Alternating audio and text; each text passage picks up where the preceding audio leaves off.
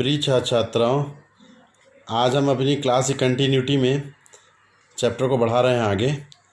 तो जैसा कि ध्यान है कि आप कल आपने ये पॉइंट पढ़ा था, पांच भौतिकत्व ऑफ विषा। हम इधर आ गए हैं। तो पांच भौतिकत्व दो पॉइंट हमको समझने थे इस चैप्टर में कि विष की पौराणिक उत्पत्ति और विष की पांच भौतिकता सिद्ध करना। तो पांच भौतिकता के हमने लक्षण तो देख लिए यहाँ पे कि क्या फीचर्स थे, क्या फीचर होते हैं जो विष में, वो किस महाभूत की वजह से होते हैं। और मैं बता दूं एक चीज़ प्रूव करने के लिए, सर्वम द्रव्यम पांच भौतिकम, संसार का ऐसा कोई भी द्रव्य नहीं है जो पांच भौतिक नहीं हो। तो विष भी संसार के एक द्रव्य में आता है। तो पांच भौतिक तो वैसे भी सिद्ध है, फिर भी हम उसको और सटीक समझाने के लिए, प्रूफ करने के लिए, सिद्ध करने के लिए कुछ पॉइंट हम देखेंगे। तो देखिए, पांच भौतिकत्व ऑफ विषा ये हमको सिद्ध करना है। तो हम 3 पॉइंट से सिद्ध करेंगे। इसकी उत्पत्ति, ओरिजिन के आधार पर, इसके क्वालिटी जो गुण हैं वो गुण हम यहाँ सिद्ध करेंगे। इस महाभूत की वजह से गुण हैं, गुण खुद नहीं हो सकते, गुण जो है भी है इस महाभूत, वो हम समझेंगे पॉइंट में। और तीसरा है प्रभावा, कुछ विशेष प्रभाव, कुछ विशेष स्पेशल सिम्टम, स्पेशल कुछ साइन है विष में, वो हमने बताया था विष गति, वो हम समझेंगे। तो चलिए स्टार्ट करते हैं। सबसे पहले है ओरिजिन ऑफ विषा। जैसा कि अभी मैंने चैप्टर में पढ़ाया था कि विष की उत्पत्ति कैसे हुई थी, समुद्र मंथन से हुई थी। तो समुद्र मतलब क्या, वाटर, और सो कॉल्ड अप महाभूत। तो वाटर मतलब जल महाभूत। तो जल महाभूत तो ऑलरेडी उसका किसका वो महाभूत है, जल। जल खुद एक महाभूत है। आकाश, वायु, अग्नि, जल, पृथ्वी। ठीक है, आकाश, वायु, अग्नि, जल, पृथ्वी। तो इस प्रकार से ये वो है, ठीक है ना। अब आगे हम बढ़ते हैं। जब हम बात बोल रहे हैं कि समुद्र मंथन से हुई और ये जल महाभूत प्रधान है, ये तो हम क्लियर है ना। अभी आपने देखा था 4 कॉन्सेप्ट, पुराण के अनुसार, चरक के अनुसार, वाग्भट के अनुसार और सुश्रुत के अनुसार। चारों में हमने लिया था, सिर्फ सुश्रुत को छोड़कर हमने क्या लिया था, समुद्र मंथन। समुद्र मंथन मतलब जल, ठीक है ना। तो जल महाभूत प्रधान वो वैसे भी साबित हो गया। फिर भी हम मानते हैं, तो जल महाभूत प्रधान कहने से क्या बोध होता है, 50% मतलब हाफ पार्ट ऑफ जल, 50% जल होगा और बाकी 50% में 4 महाभूत होंगे। क्योंकि सर्वम द्रव्यम पांच भौतिकम, सभी द्रव्य 5 भौतिक होते हैं, एक महाभूत नहीं होता है, 5 होते हैं। तो 5 में हम यहाँ सिद्ध कर रहे हैं कि 50 जल महाभूत प्रधान है, मतलब 50% जल है और बाकी 1/8, 1/8, 1/8 बाकी आकाश, वायु, अग्नि वगैरह हैं। ठीक है ना, क्लियर हो गया ना। अब यहाँ पे एक और हम चीज़ क्लियर करेंगे। एक तो समुद्र मंथन से हमने क्लियर किया कि ये जल महाभूत प्रधान हो गया, ये क्लियर हो गया आपको कॉन्सेप्ट। इसके बाद तद वर्षा स्व अम्बु योनित्वात् समक्लेदम गुणवत गतम। देखिए, तद वर्षा, वर्षा ऋतु में स्व अम्बु जो उसकी योनि है, क्योंकि समुद्र मंथन से उत्पन्न हुआ है। तो आपने पढ़ा होगा सामान्य और विशेष वो जो भाव होते हैं किसमें, पदार्थ विज्ञान में, सर्वदा सर्वभावानम सामान्य वृद्धि कारणम। जो एक समान गुण रहता है वो अपने ही समान गुण को वृद्धि करता है, पढ़ा ना आपने। तो ये जब जल महाभूत से उत्पन्न हुआ है तो बारिश में क्या रहता है, जल महाभूत ही मेन रहता है। तो वो जल को ही बढ़ाता है और विष जल महाभूत प्रधान हुआ। तो इस प्रकार से विष सबसे ज़्यादा प्रकोप काल में कब रहता है, वर्षा काल में, इस वजह से। तो इससे भी सिद्ध होता है कि ये क्या होगा, ये जल महाभूत प्रधान है। ठीक है, हियर अप मीन्स जल, अप, जल को हम अप भी बोलते हैं। तो आपको समझ में आ गया। 2 प्रकार से हमने सिद्ध किया। एक समुद्र, उसकी उत्पत्ति समुद्र मंथन से हुई थी, उसके अनुसार सिद्ध हो गया, क्योंकि जिससे होगी वो वैसा ही चीज़ होती है। जैसे हाथी का बच्चा हाथी जैसा ही दिखेगा, घोड़े का बच्चा घोड़े जैसे ही दिखेगा, उल्टा नहीं हो सकता कि वो इंसान का बच्चा घोड़े जैसा, हाथी का बच्चा ऊंट जैसा, ऐसा नहीं हो सकता। तो जब जल महाभूत से उत्पत्ति हुई तो जल महाभूत ही प्रधान रहेगा।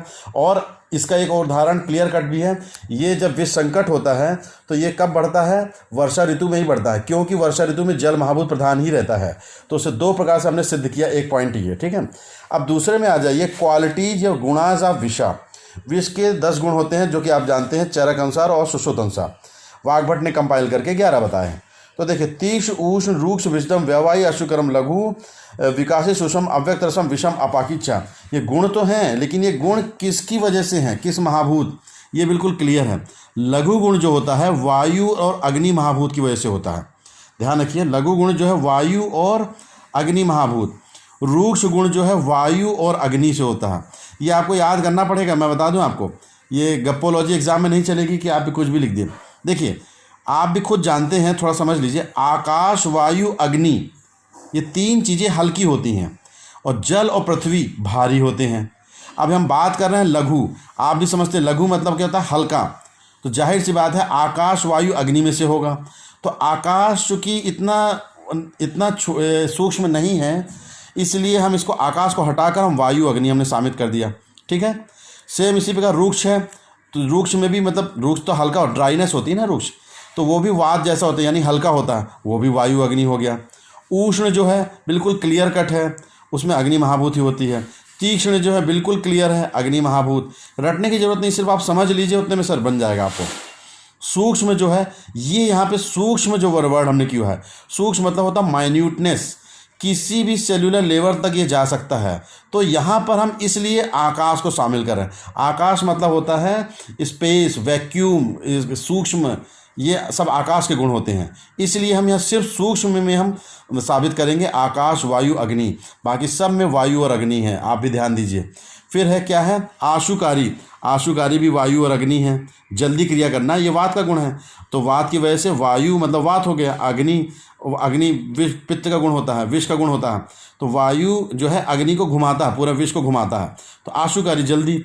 वैवायु भी देखिए, वैवायु और सूक्ष्म, वैवायु मतलब होता है घूमना, पूरे शरीर में जल्द घूमना, और सूक्ष्म मतलब किसी भी छोटे से छोटी जगहों में भी पहुंच जाना। तो ये दोनों थोड़ा आपको मिलते जुलते नहीं लग रहे शब्दार्थ में, तो ये भी वही है, वायु और आकाश है।